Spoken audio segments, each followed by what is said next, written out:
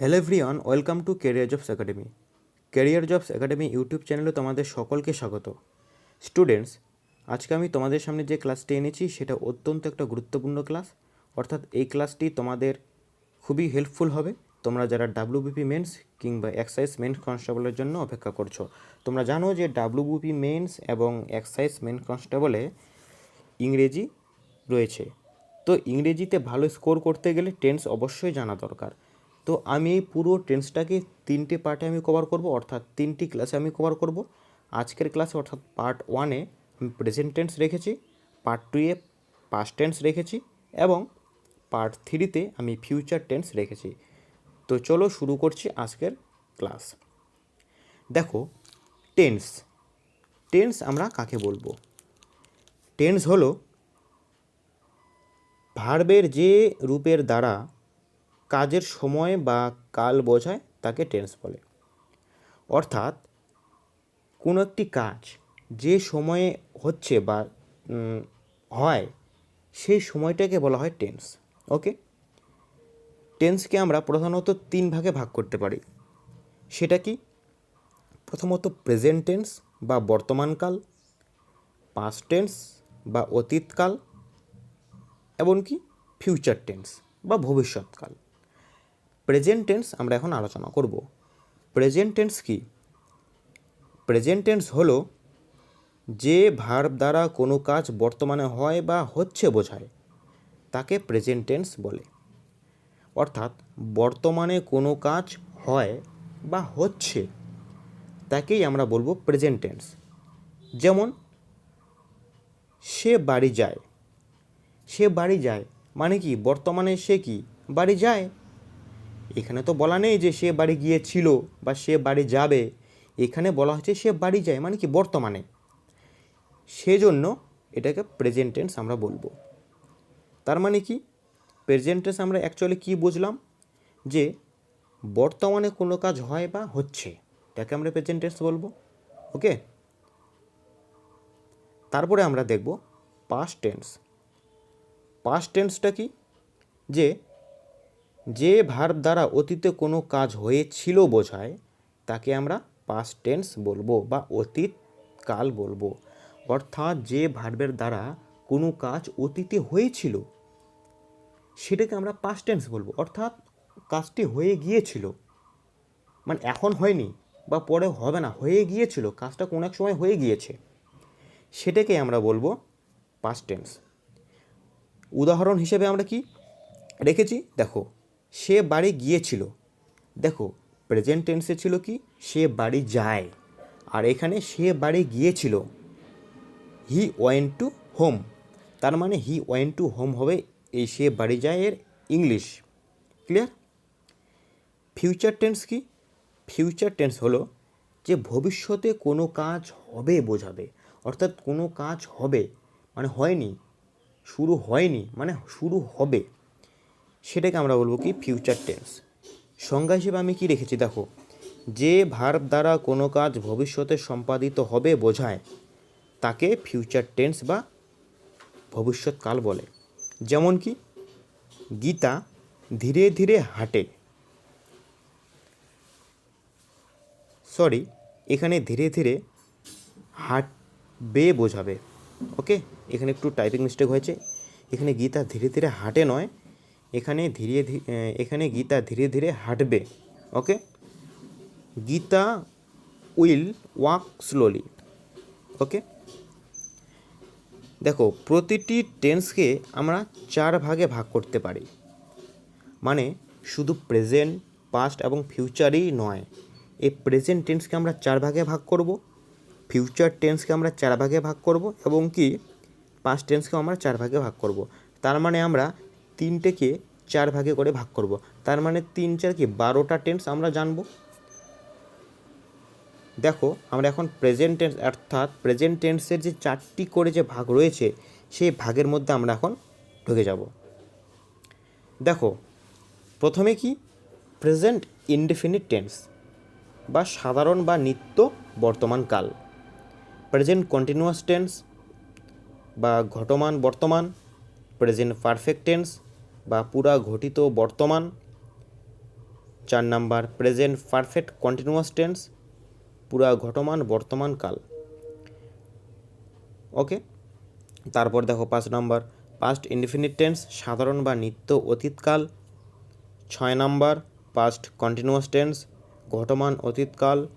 Past perfect tense, পুরা ঘটিত অতীতকাল। পাস্ট পারফেক্ট কন্টিনিউয়াস টেন্স, পুরা ঘটমান অতীতকাল।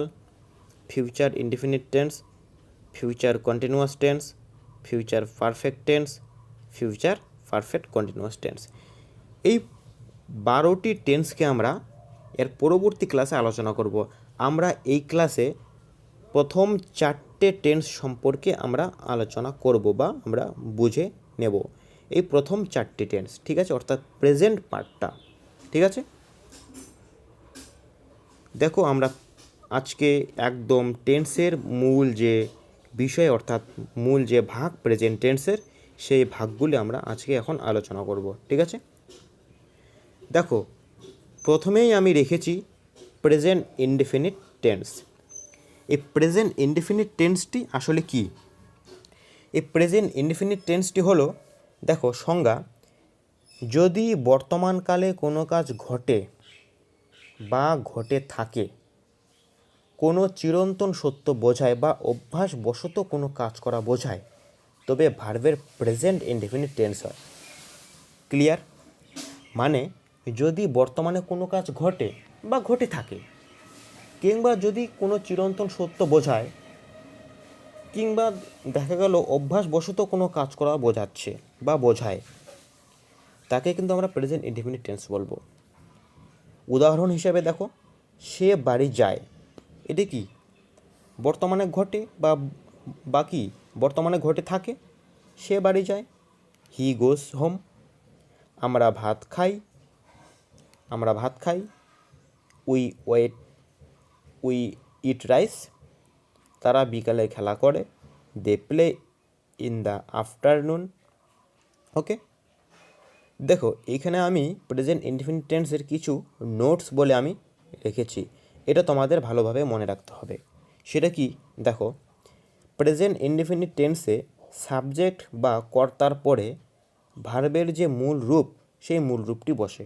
অর্থাৎ ভার্বের মূল রূপ জিনিসটা কি? দেখো তোমাদের ভার্বের কিছু একটুখানি ধারণা দিয়ে রাখি তোমাদের, যে ভার্বের 3টে ফর্ম হয়। সেটা কি? V1, V2 আর কি V3। এই যে গো মানে কি? যাওয়া। এই গো হলো ভার্বের V1। ভার্বের V2 অর্থাৎ গোয়ের V2 অর্থাৎ পাস্ট, সেটা কি হবে? Went, WENT, went. Okay, went, তাহলে ওয়েন্ট। আর V3 কি? গোয়ের V3 মানে গান। ক্লিয়ার? তো তোমরা ভার্বের কিছু ফর্ম তোমরা মুখস্থ করে নেবে, ঠিক আছে। দেখো যে প্রেজেন্ট ইনডিফিনিট টেন্সে সাবজেক্ট বা কর্তার পরে মূল রূপটি বসে, কিন্তু সাবজেক্ট যদি থার্ড পারসন সিঙ্গুলার নাম্বার হয়, তবে ভার্বের শেষে এস বা ইএস যোগ করতে হয়। এই থার্ড পারসন সিঙ্গুলার নাম্বারটা কি?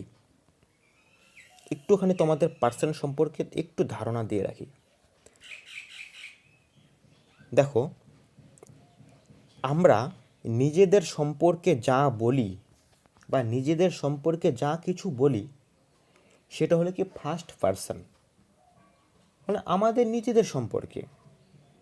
যেমন কি আমি ভালো ছেলে, মানে কি আমি নিজের সম্পর্কেই বলছি। তারপর দেখা হলো আমরা ভালো একটি পরিবার, তার মানে কি আমরা নিজেদের সম্পর্কেই বলছি, তাই কি না? তাহলে আমরা অর্থাৎ আই, উই, এগুলো হলো ফার্স্ট পারসন। এই ফার্স্ট পারসনের মধ্যেও সিঙ্গুলার এবং প্লুরাল বলে থাকে। সেটা কি? সিঙ্গুলার জিনিসটা হলো সিঙ্গেল একজনকে বোঝাবে, আর প্লুরাল বলতে কি, অনেক কয়জনকে বোঝাবে বা অনেক কয়েকটা জিনিস বস্তুও হতে পারে, সেটা প্রাণীও হতে পারে। যেমন আই, আই মানে আমি, আমি আমার সম্পর্কে যদি কিছু বলি তাহলে সেটা কি, আমরা কি জানি, ফার্স্ট পারসন। আর আমিটা কি, নিজে একা, তার মানে সেটা কি, first person singular number. Clear? আর আমরা, আমরা কি, আমরা নিজেদের সম্পর্কে বলছি কি না, আমরা একটি ভালো পরিবার, আমরা কি নিজেদের সম্পর্কে বলছি? তাহলে আমরার মধ্যে আমি কি নিজে একা? একটুখানি ভাববে, আমি কি নিজে একা? একা কিন্তু নই, আমরা ফ্যামিলি সহকারে। তা আমরা কি, ফ্যামিলির মধ্যে আমরা 5 জনও থাকতে পারি, 7 জনও থাকতে পারি, 4 জনও থাকতে পারি। তার মানে আমরা একের বেশি আছি ফ্যামিলির মধ্যে। তাহলে এটাকে আমরা বলবো কি, ফার্স্ট পারসন প্লুরাল নাম্বার। ঠিক আছে? যখন আমরা এই প্রেজেন্ট ইনডিফিনিট টেন্সে, যখন আমরা থার্ড পারসন, আমরা তো ফার্স্ট পারসন আলোচনা করলাম, থার্ড পারসন আমরা যখন দেখব, থার্ড পারসনটা এবার জিনিসটা কি সেটা দেখব। আমি বাদে তোমার সম্পর্কে যদি কিছু বলি তাহলে তুমি সেকেন্ড পারসন বলে, মানে তোমাকে আমি সেকেন্ড পারসন বলবো। মানে আমি যদি, অর্থাৎ আমি যদি তোমার সম্পর্কে কিছু বলি, অর্থাৎ তুমি খুব ভালো ছেলে, তুমি খুব সুন্দর, মানে তোমার সম্পর্কে আমি যা বলবো তার মানে কি, আমি শুধু তোমার সম্পর্কেই বলছি, মানে তুমি ভালো, মানে তুমি ভালো ছেলে, তুমি সুন্দর ছেলে, এই তুমি সেকেন্ড পারসন। এখন দেখা গেল আমি তুমি আর তোমার বাবা কিংবা তোমার বন্ধুর সম্পর্কে বলছি, কিংবা তোমার আরও 2টো বন্ধুর সম্পর্কে বলছি, মানে আমি তোমাদের সম্পর্কে বলছি, মানে তোমাদের সম্পর্কে আমি বলছি। তোমরা দেখালো 3 জন বন্ধু, আমি তোমাদের 3 জনের সম্পর্কে কিছু বলছি, তাহলে কিন্তু তোমরা সেকেন্ড পারসনের প্লুরাল বলে হয়ে যাবে, তোমরা কিন্তু তাহলে সেকেন্ড পারসনের প্লুরাল হবে, মানে প্লুরাল হয়ে যাবে। ঠিক আছে? আর থার্ড পারসনটা কি, থার্ড পারসন মানে তুমি এবং আমি বাদে যদি অন্য কারোর সম্পর্কে কিছু বলি তাহলে সেটা থার্ড পারসন। যেমন হি, হি একটা কি, তুমি নিজে না, আমি নিজে না, অন্য কারোর সম্পর্কে আমি বলছি। যেমন হি, সি, কোন এক ব্যক্তির নাম, যেমন রাম কিংবা শ্যাম, এই ধরনের, এগুলো কি থার্ড পারসন সিঙ্গুলার নাম্বার। আর থার্ড পারসন সিঙ্গুলার নাম্বার, এবার যদি বলি যে থার্ড পারসন প্লুরাল নাম্বার, তাহলে কি, যেমন দে মানে তারা, মানে তাদের সম্পর্কে আমি বলছি। ওকে, আমি তুমি বাদেও আমি আরও অন্য কারো সম্পর্কে বলছি, অর্থাৎ তাদের সম্পর্কে বলছি, তাহলে সেটা কিন্তু থার্ড পারসন প্লুরাল নাম্বার। ওকে, তাহলে এখানে দেখো একটা জিনিস লক্ষ্য করো, একটা জিনিস লক্ষ্য করো যে হি, হি কি ফার্স্ট পারসন, হি হলো থার্ড পারসন সিঙ্গুলার নাম্বার, সেজন্য গোয়ের সঙ্গে গোস কথাটি যুক্ত হয়েছে, অর্থাৎ ভার্বের সঙ্গে গোয়ের সঙ্গে ইএস যুক্ত হয়েছে। ক্লিয়ার? বুঝতে পারলাম? স্ট্রাকচারটা আমরা একটু দেখে নেব। প্রেজেন্ট ইনডিফিনিট টেন্সের যে গঠন সেটাকে আমরা দেখে নেব। প্রথমে কি, সাবজেক্ট বসবে, তারপর ভার্ব বসবে, তারপর অবজেক্ট বসবে। ক্লিয়ার? সাবজেক্টকে আমরা কিভাবে চিনব? ভার্বকে যদি আমরা কে দিয়ে প্রশ্ন করি, আর কে দিয়ে প্রশ্ন করে যে উত্তরটিকে আমরা পাব সেটা হলো সাবজেক্ট। মানে আমি বাড়ি যাই, কে বাড়ি যায়, আমি হলাম সাবজেক্ট। আর ভার্বকে কি বা কাকে দিয়ে যদি প্রশ্ন করি তাহলে যে উত্তর পাবো, অর্থাৎ কি বা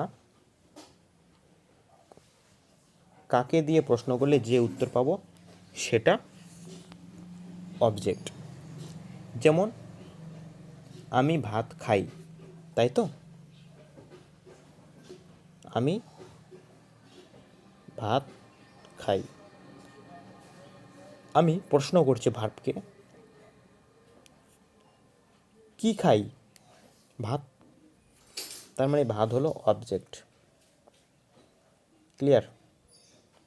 যদি ক্লিয়ার করতে পারি তাহলে চলে যাব পরের পার্টে। দেখো, পরের পার্টে অর্থাৎ প্রেজেন্ট কন্টিনিউয়াস টেন্স। এই প্রেজেন্ট কন্টিনিউয়াস টেন্স জিনিসটা কি? কোনো কাজ বর্তমানে হচ্ছে বা চলছে কিন্তু এখনও শেষ হয়নি বোঝাতে ভার্বের প্রেজেন্ট কন্টিনিউয়াস টেন্স হয়। মানে কোনো কাজ বর্তমানে চলছে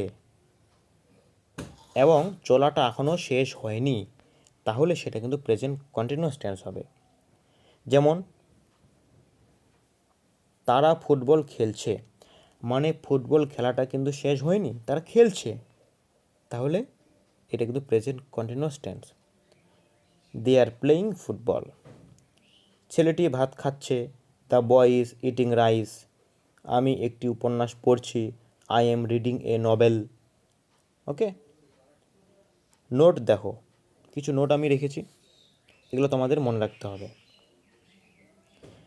প্রেজেন্ট কন্টিনিউয়াস টেন্সে সাবজেক্ট বা কর্তা অনুযায়ী মূল ভার্বের পূর্বে টু বি ভার্ব, এই টু বি ভার্বের যে কোনো একটি রূপ, যেমন এম, ইজ, আর বসে।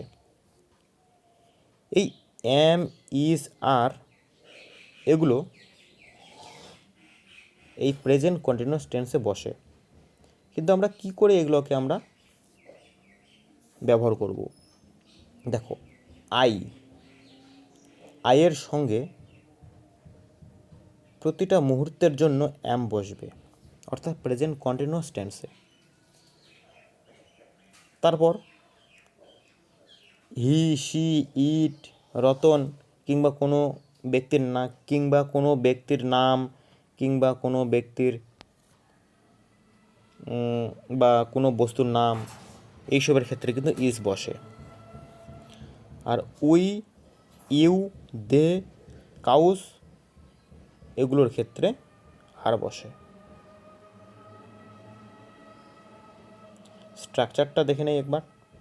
স্ট্রাকচার হলো প্রথমে সাবজেক্ট, তারপর এম, তারপর ইজ, আর, তারপর মূল ভার্বের সঙ্গে আইএনজি একটা যোগ করতে হবে, এবং তারপর অবজেক্ট, তারপর যা আছে আদার্স পার্ট যেটা আমরা পাবো তারপরে আদার্স পার্ট, অর্থাৎ সাবজেক্ট, ভার্ব, অবজেক্ট বসার পর যে পার্টটি পড়ে থাকবে সেটাকে বলা হয় আদার্স পার্ট। ওকে,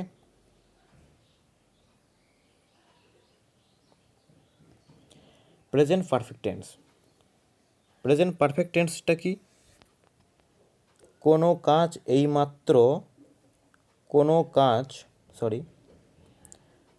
কাজ এইমাত্র শেষ হয়েছে কিন্তু তার ফল এখনও বর্তমান আছে, এমন বোঝালে ভার্বের প্রেজেন্ট পারফেক্ট টেন্স হয়। যেমন তুমি একটি চিঠি লিখেছ, we have written a letter. তারা বাজারে গিয়েছে, they have gone to the market. আমি একটি কলম কিনেছি, I have bought a pen. Present perfect টেন্সের মূল ভার্বের পাস্ট পার্টিসিপেল রূপটি যেমন গন, ডান, কল্ড, গ্যাভ ইত্যাদি বসে ভার্বের পূর্বে কর্তার পুরুষ অনুযায়ী হ্যাজ বা হ্যাভ বসে।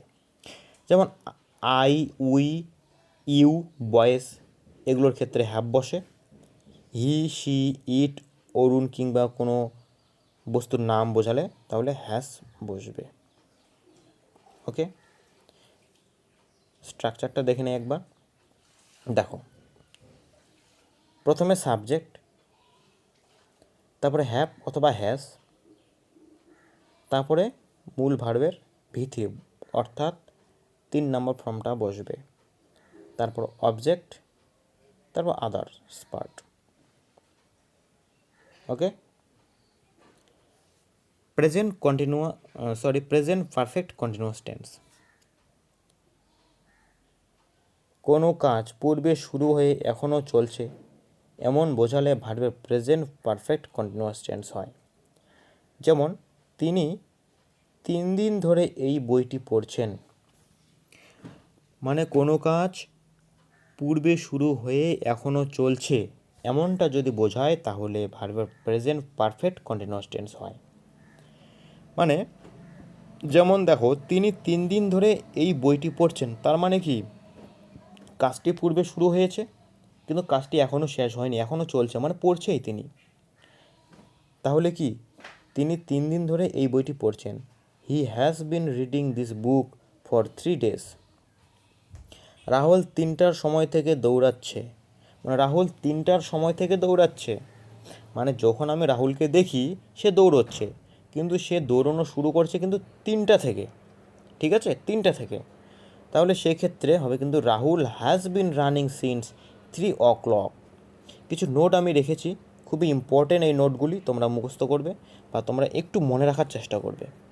দেখো, প্রেজেন্ট পারফেক্ট কন্টিনিউয়াস টেন্সে সাবজেক্টের পার্সন ও নাম্বার অনুযায়ী ভার্বের পূর্বে হ্যাভ, হ্যাজ এবং কি বিন অর্থাৎ হ্যাজ বিন, হ্যাভ বিন বসাতে এবং মূল ভার্বের সঙ্গে আইএনজি যোগ করতে হয়। ওকে, এই টেন্সে কতক্ষণ ধরে কাজটি চলছে বোঝাতে অর্থাৎ পিরিয়ড অফ টাইম এই অর্থাৎ ধরে কাজ বা অর্থাৎ কোনো কাজ কতক্ষণ ধরে চলছে এমনটা যদি বোঝায় তাহলে ফর, এবং কোনো একটি কাজ নির্দিষ্ট সময় থেকে যদি আরম্ভ হয় তাহলে সিন্স, অর্থাৎ পয়েন্ট অফ টাইম যদি বোঝায় তাহলে সিন্স। ওকে, স্ট্রাকচারটা দেখে নাও। স্ট্রাকচার, সাবজেক্ট, প্রথমে সাবজেক্ট, তারপর সাবজেক্টের পার্সন অনুযায়ী হ্যাভ বিন যে কোনো একটা বসবে, অর্থাৎ হ্যাভ বিন অথবা হ্যাজ বিন, তারপরে ভার্ব, তারপরে আইএনজি যুক্ত হবে মূল ভার্বের সঙ্গে, অবজেক্ট, সিন্স, ফ্রম, ফর এগুলো যুক্ত হবে।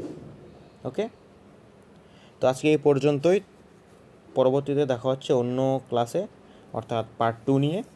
ততক্ষণে সুস্থ থাকো, ভালো থাকো এবং কম্পিটিটিভ এক্সামের জন্য প্রস্তুতি নিতে থাকো।